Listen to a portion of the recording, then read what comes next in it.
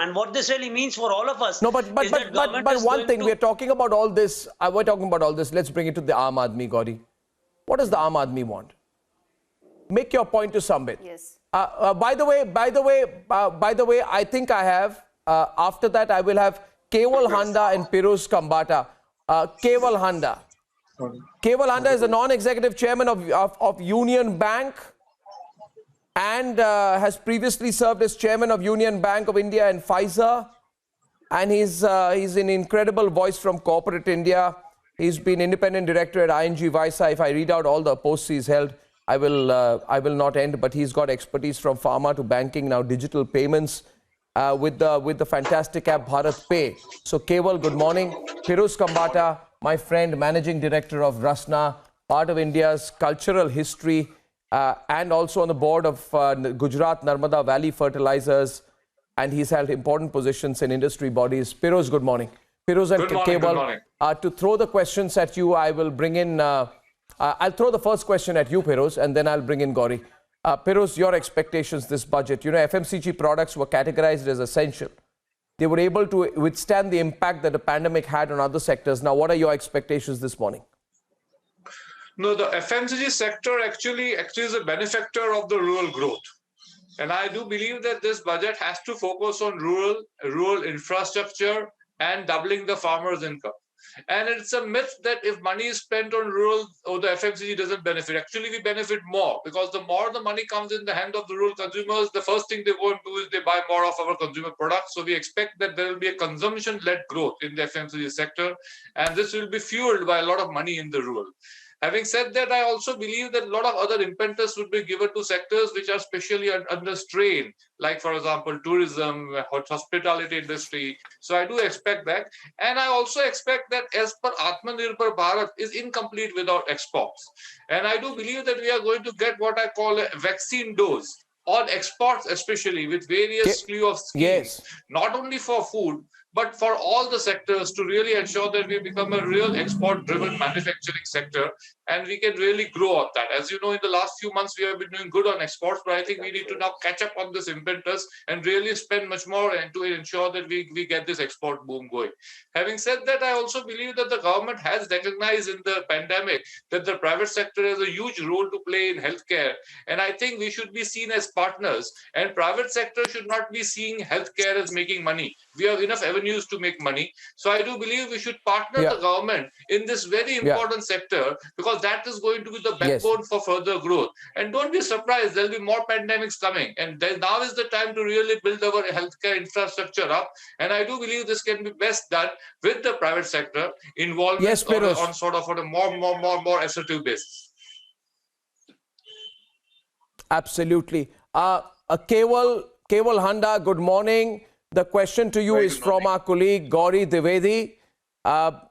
Gauri, over to you.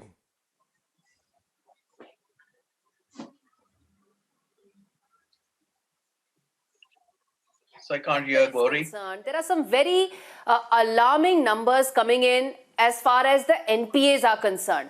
Do you think that in this budget, the FM will have to bite the bullet, so to say, as far as banking recapitalization is concerned? Because, you know, at this stage, she may need a lot of money to revive the banking sector, to make it stronger and healthier.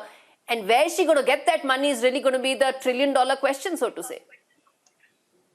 So very good morning to all of you. I think this is a very defining moment, the one we had in 1991, and today we are in the cusp of boom. A lot of people have this apprehension on NPA. Let me tell you, the NPA in March 19 was 13%. Today, the NPA gross is 9.7 and the net is only 3%. So I don't think so. NPA is really concerned at this point of time.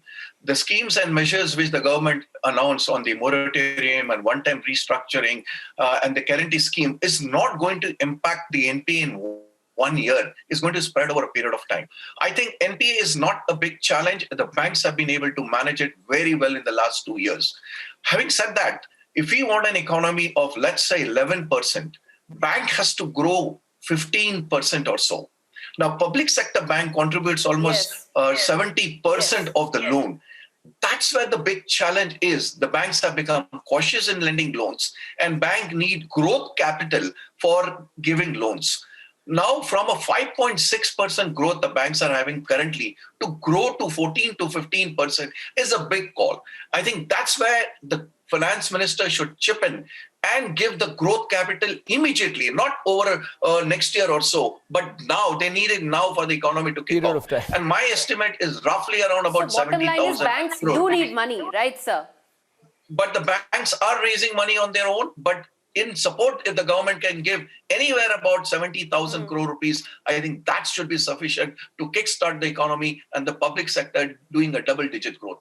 Now, that's where but my expectation is to have a roadmap for the public sector banks.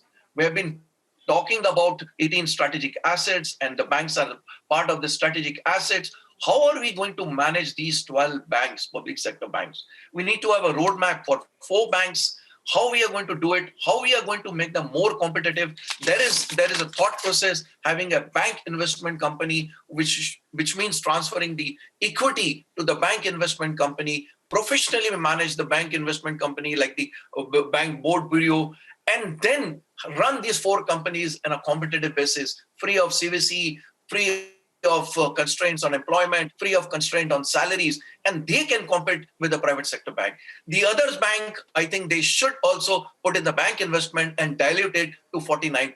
This could be a great move for the public sector bank. Then there's a lot of talk about the long-term finance for infrastructure. You really need today a development bank.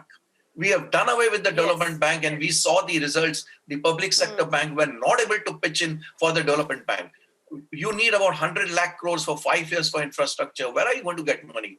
Have a development bank, raise bonds, and develop the bond market. I think that's the big expectation from the finance ministry. Well, very important thoughts there, Gauri, but the question is whether the finance minister will cover so much ground in this budget. Experts, but I think it could be bond market related. Sorry. Yes, yeah, absolutely. And there's a great opportunity. Well, I'll take a short break, right? Go on. Please complete your point, Mr. I think it's a great opportunity for the finance minister to say in a bold measures that 100 lakh crores of infrastructure money will come through the development banks and by raising bonds. I think that would be a headline. Well, absolutely. And that is an opportunity out here. We're talking about some key reforms. Gauri's making a point about some key regulatory changes across sectors, not just banking. That will actually ensure that where we have that V-shaped recovery. Okay, let's take a short break. Back in a few minutes, viewers. Right now, tantalizingly close with 15 minutes to budget presentation. Back in a few minutes.